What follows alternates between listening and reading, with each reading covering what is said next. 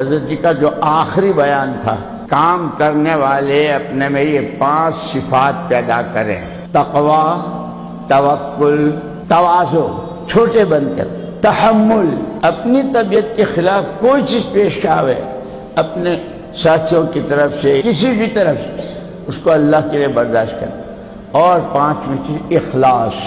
تقوی، توکل، تواضع، تحمل اور اخلاص۔ کرتے رہو، کرنے کا یہی زمانہ ہے، مرنے کے بعد کرنے کا موقع نہیں ہوگا۔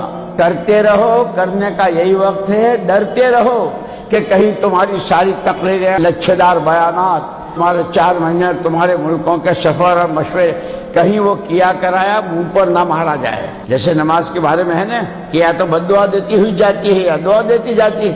کرتے رہو، کرنے کا یہی وقت ہے۔ ڈرتے رہو کہ کہیں منہ پر نہ مارا جائے۔